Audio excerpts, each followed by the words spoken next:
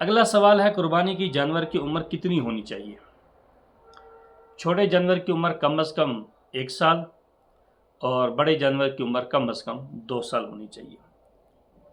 تکبیرات تشریق کب سے کہیں گے؟ 9 ذی الحجہ تکبیرات تشریق جو فرض نماز کے بعد پڑھی جاتی ہے، اللہ اکبر لا الہ الا اللہ واللہ اکبر وللہ الحمد، وہ ہر فرض نماز کے بعد پڑھی جائے گی۔ مرد بلند آواز سے پڑھیں گے اور مستورات آہستہ سے پڑھیں گے۔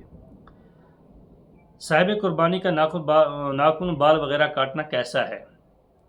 دیکھیے بہتر نہیں ہے، مستحب عمل یہی ہے کہ جو احباب قربانی وغیرہ کر رہے ہیں وہ ذی الحجہ کی پہلی تاریخ سے لے کر قربانی کرنے تک اپنے بال اور ناخن وغیرہ نہ کاٹیں تاکہ وہ ثواب کے اندر شامل ہو جائے، مستحب عمل ہے۔ قربانی کا وقت کیا ہے؟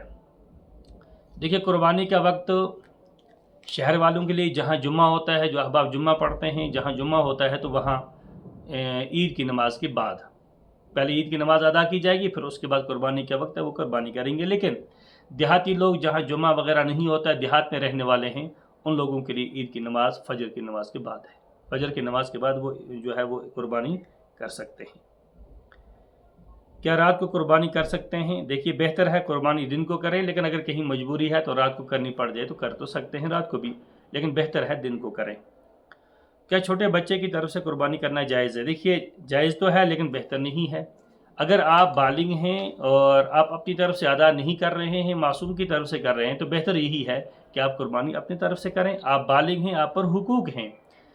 گھر کا بڑا آدمی بالغ باپ اپنی طرف سے تو قربانی نہیں کرتا ہے، لیکن چھوٹا سا معصوم بچہ دودھ پینے والا ہے، اس کی طرف سے قربانی کر رہا ہے، تو بہتر یہ ہے کہ وہ اپنی طرف سے کرے کیونکہ وہ بالغ ہے اور اس پر حقوق ہیں۔ ہاں آپ کا بڑا جانور ہے، اپنے سب کے حصے رکھے ہیں، گھر کے کسی چھوٹے بچے کا بھی حصہ اس میں رکھنا چاہتے ہیں تو کوئی حرج نہیں ہے۔ قربانی کے جانور کی کھال کو اجرت میں دینا کیسا ہے؟ جائز نہیں ہے، ناجائز ہے۔ قربانی کی کھال کو اجرت میں نہیں دے سکتے ہیں۔ ہاں اس طرح آپ کسی کو بھی استعمال کے لیے دے سکتے ہیں، چاہے خود استعمال کریں یا کسی کو دیں، وہ جائز ہے، لیکن اجرت میں قربانی کے جانور کی کھال کو دینا جائز نہیں ہے۔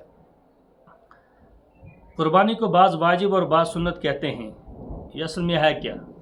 دیکھیے قربانی واجب بھی ہے، سنت ہے۔ یہ سنت جو ہے یہ بدرجہ واجب ہے، سنت واجبہ ہے، تو اس لیے اس کو بعد واجب بھی کہتے ہیں، سنت بھی کہتے ہیں، دونوں درست ہے۔ یہ سنت واجبہ ہے، جیسے داڑھی رکھنا یہ سنت ہے، لیکن کون سی سنت واجبہ ہے، تو اس طرح قربانی بھی سنت واجب ہے، اس کو واجب کہیں یا سنت کہیں کوئی حرج نہیں۔ کیا قربانی میں عقیقہ کرنا جائز ہے؟ ہاں بالکل کر سکتے ہیں، عقیقہ سندر کو کہتے ہیں جیسے ہماری زبان میں، تو قربانی کے اندر اگر آپ عقیقے کا یعنی سندر کا کوئی حصہ رکھنا چاہیں تو رکھ سکتے ہیں، کوئی حرج نہیں ہے۔ مرحومین کی طرف سے قربانی کرنا کیسا ہے؟ دیکھیے مرحومین کی طرف سے قربانی کرنا بہتر ہے، اچھا ہے، لیکن ہمارے یہاں ایک عجیب حال ہے کہ بیٹے پر قربانی واجب ہے، وہ صاحب نصاب ہے، لیکن وہ مرحومین ماں باپ گزر چکے ہیں ان کی طرف سے قربانی کرتا ہے لیکن اپنی طرف سے نہیں کرتا ہے۔ حالانکہ ان کی طرف سے ماں باپ کی طرف سے قربانی کرنا بہتر تو ہے لیکن واجب نہیں تھا، اور یہ خود صاحب نصاب تھا، اس پر قربانی واجب ہو چکی تھی۔